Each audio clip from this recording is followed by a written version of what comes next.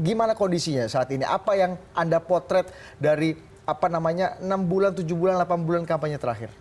Memang banyak jenisnya ya politik uang. Ada yang sifatnya grosiran, ada yang sifatnya retail. Kalau grosiran misalnya pork barrel.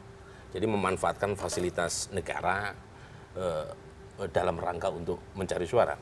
Nah, yang saya menjadi fokus itu adalah yang retail, yang dilakukan oleh aktor-aktor di bawah. Betul. Gitu ya. Nah, kalau dilihat dari polanya, itu politik uang di tingkat pileg, pemilu legislatif itu jauh lebih masif ketimbang di pilpres atau pilkada. Pola umumnya seperti, salah satu penjelasannya adalah kalau di pileg itu aktor yang bermain jauh lebih banyak. Jadi bagaimanapun kita punya 300.000 lebih caleg yang bertarung di pemilu legislatif tingkat DPR RI, DPRD provinsi, DPRD kabupaten kota plus DPD. Sementara pilpres cuma 2 pasang. Itu satu penjelasan. Yang kedua adalah constituency size istilahnya. Itu jadi kalau di pilpres itu konstituensinya dari Sabang sampai Merauke. Jadi kalau ngasih 50.000 untuk 192 juta DPT, itu kan bisa mati berdiri itu calonnya. Tetapi kalau di pileg, apalagi tingkat DPRD kabupaten kota, itu basis konstituennya kan kecamatan. Betul. Jadi untuk 10.000 udah bisa lolos. Jadi serangan fajarnya lebih masuk akal, kuat lebih banyak gitu ya, Mas, ya? Studi saya menunjukkan seperti itu. Dan polanya saya kira tidak akan berubah di 2019 karena kita masih memakai sistem pemilu yang sama, namanya proporsional terbuka. Jadi proporsional terbuka itu memberi insentif buat caleg untuk melakukan politik uang, karena pemilih bukan hanya partai tapi juga caleg. Nah, dalam teori yang saya pakai namanya winning margin, itu buat caleg dalam satu partai untuk bisa lolos ke Senayan itu cukup dengan mengalahkan 1,6% suara. Jadi selisihnya tipis. Itu rata-rata umum. Artinya, kalaupun toh politik uang punya pengaruh 10,2%, itu jauh lebih dari cukup untuk bisa mendapatkan tiket maju. Hasil research Anda seberapa punya dampak ketika uang itu digelontorkan, diguyurkan kepada masyarakat? Masyarakat ya kemungkinan besar pasti menerima, tapi apakah ngaruh dengan apa yang diinginkan oleh Jadi saya kuantifikasi, itu efek politik uang itu 10,2%. Artinya ada 10,2% dari total pemilih yang pilihannya dipengaruhi oleh uang. Jadi dari 100% orang yang menerima uang, 10% diantaranya memilih orang yang memberikan? Ya, sebagian besar memang ambil uangnya, pilihannya berdasarkan hati nurani.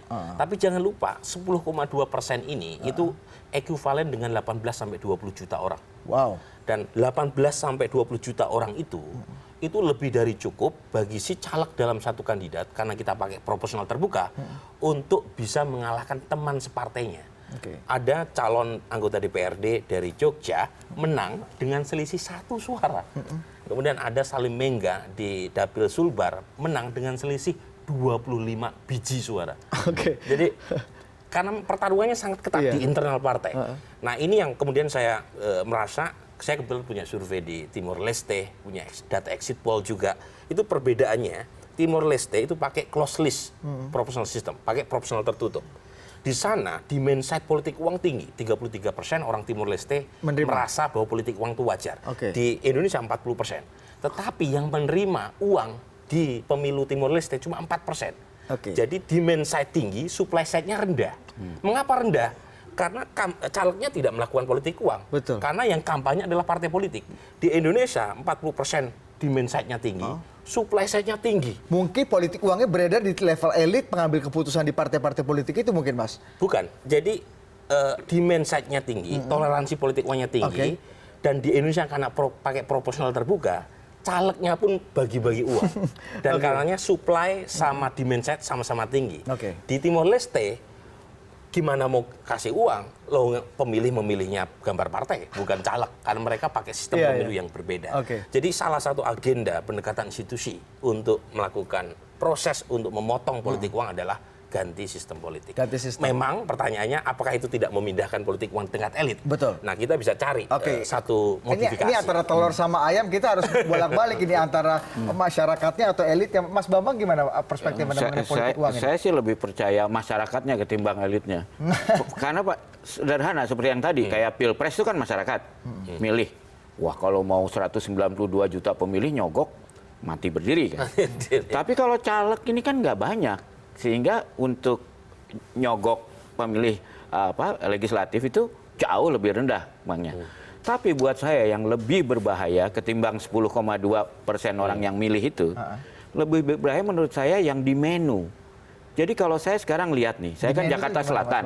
Saya mau lihat nih sebenarnya di Jakarta Selatan ini saya kalau mau milih calon anggota DPR itu siapa kira-kira. Saya lihat terus, aduh saya pikir nggak menarik buat saya.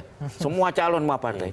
Karena akhirnya calon itu saya lihat kemungkinan besar atau dia orang kaya atau dia temennya orang kaya yang mau sponsorin dia. Orang yang gampangnya lah orang kaya Faisal Basri gitu. Yang suka bikin orang kaya sebel karena bela orang miskin. Itu kecil kemungkinan bisa jadi calon. Padahal kan dia namanya dikenal gitu loh. Ya. Partai lebih suka kalau yang itu mendingan cari bintang film atau apa yang populer. Nah menurut saya ini problemnya. Dan kita juga nggak bisa menyalahkan 100% pada partai. Saya kebayang kalau saya jadi sekjen partai, untuk ngidupin partai itu kan perlu uang. Dari mana uangnya? Ya kan? Nah, kalau pada saat pemilu ini kesempatan untuk siapa yang mau jadi anggota DPR, siapa yang mau jadi anggota DPRD, berani sumbang berapa ke partai. Untuk menyaksikan video lengkapnya, klik link di bawah ini.